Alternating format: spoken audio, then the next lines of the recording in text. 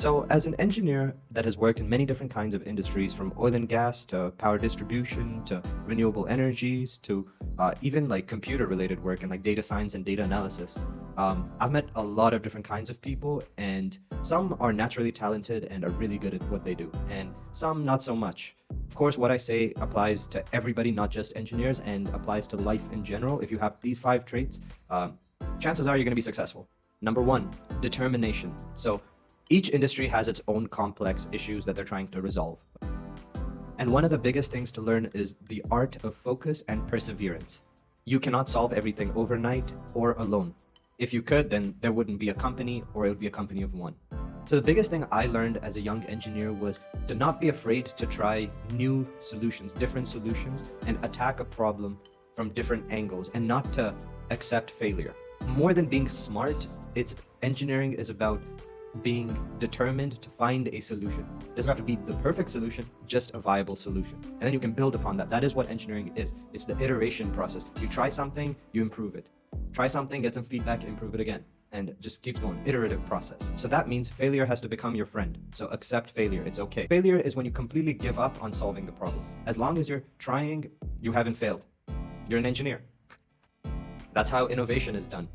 Number two, humility. I used to focus heavily on studying everything at once, the best softwares, the best CAD softwares, the best programming languages, and all programming languages, Python, C++, Java. And then you realize, for example, that it's not the languages that matter, it's how you tackle the problem and how do you use a certain tool to solve your problem. Python does the same thing as Java. They're all object-oriented programming. Just one does something faster than the other, and how do you use it? That's pretty much it. Each comes with its own benefits.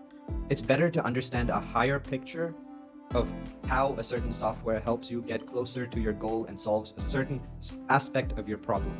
And don't be afraid to ask for help. This was something I was afraid of, just looking stupid. And I think, and this is an issue with a lot of engineers, or even like senior engineers. They can't put their ego aside and just admit, I don't know how to do this. Can you help me out? Number three, curiosity. I'm sure a lot of you already are very curious to learn how the world works and how everything works in general, and like that's just natural curiosity. Just all I want to say for this point is don't let go of that curiosity. Always welcome new challenges. Try different things out. Always keep learning, but learn from a curious perspective rather than trying to chase money, because eventually you'll realize that money doesn't mean much, but interest and passion will take you a lot farther. Just hold on to that curiosity, because I noticed the corporate world and even university, academia tries to beat that curiosity out of you. They try to standardize everything and try to have procedures for everything. And yes, to a certain extent, you have to follow those procedures, but don't let it crush your inherent curiosity to understand why something works the way it does. Can you solve a problem in a better way, in a different way, in a faster way? Sometimes they're faster in better ways and less complicated ways. That's what I did, and that's why I'm still curious to learn new things and just try things out, even to this day. Number four, adaptability. Sometimes you need to be able to pick up things quickly and just go with the flow. Today's world is very fast-paced, and things change very quickly. But you need to have an understanding of the higher picture and learn to adapt. Sometimes it's hard, and that's okay. Everyone learns at a different pace.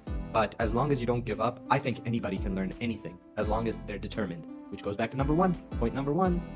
Number five, this is the last one, but it's very important. Communication. This will make or break your idea. This is a skill that's highly undervalued, especially in the tech world. We're so focused on progressing our technical aspect that we forget that our soft skills, our interpersonal skills. How do you communicate your ideas? How do you collaborate with your team members? How do you treat your team members? How do you document your ideas? All that is very important, because sometimes you'll go 6 months into a project and you'll have to go back to make a change on your initial proposal.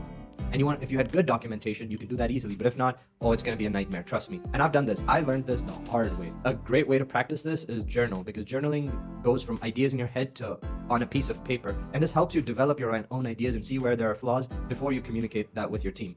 If you're interested in finding out different ways to improve your communication skills, because that took me a long time to practice and improve, and I'm still getting better at it, I could share some tips on another separate video. If you want to put down communication in the comment section below, then I'll make a part 2 following up on this. So those are 5 important traits for anyone to be successful just in life. As long as you have these 5 values or traits, trust me, the world is yours and you can conquer it.